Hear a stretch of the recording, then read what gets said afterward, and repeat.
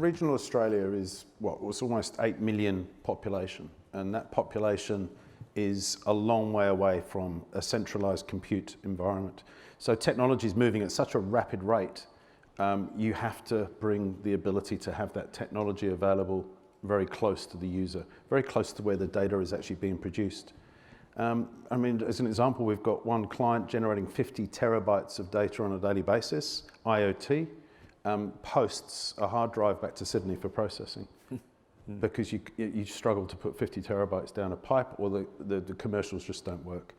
And the actual infrastructure that's available and the cost of that infrastructure, and there's not a lot of choice out there either, it just makes it cost prohibitive. It just doesn't function properly.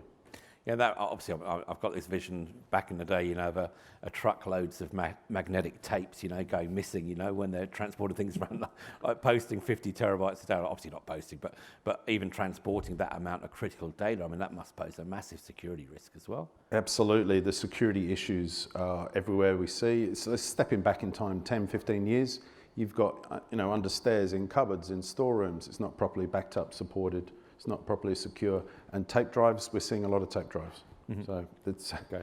So tape is not dead yet, right? That's right.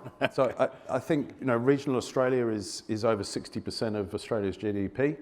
It needs to be supported. Mm-hmm. Obviously, mining is part of that, but agriculture. I mean, we went to Griffith. Griffith is $1.7 billion of produce every year, and their access to technology is very limited, and they are struggling. So we're launching in Griffith now. If we can underpin $1.7 billion worth of production, if we can even lift it by 10%, it's obviously a big number. That's massive, but also boosting not just economies, but jobs and so on within those regional areas as well. Yeah, absolutely. Come off the back of that. Absolutely. Pretty cool. Well, I guess also, Mark, I'm building on that a little bit more, obviously talking about some of the perspectives, some use cases, what's really driving this, but also going back to that, the example that Chris used in Griffith, obviously that brings a lot of supply chain challenges as well. As we increase things regionally as well, we then need to manage supply chain and how we're managing the processes all along the way. Any thoughts from you in terms of some of the areas around that, and then how we sort of driving some of these changes as well?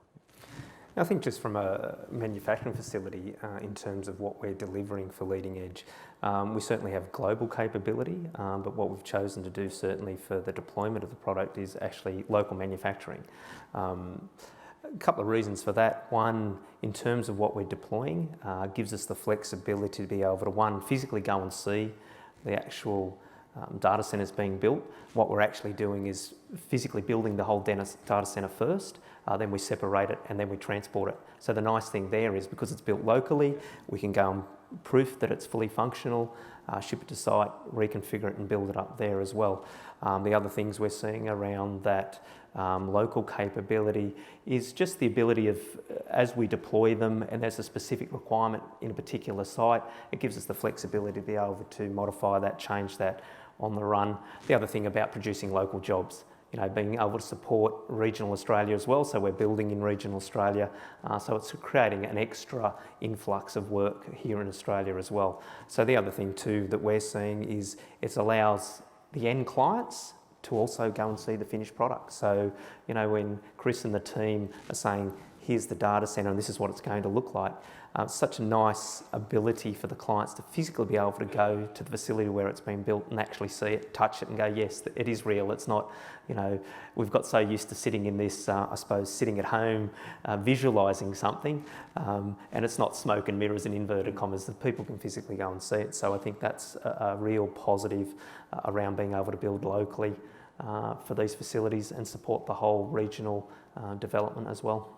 Okay, I was interested. I was saying in my opening earlier on how I love data centres and kind of walking around data centres. So I'll have to come and have a look at one of yours quite soon, I think.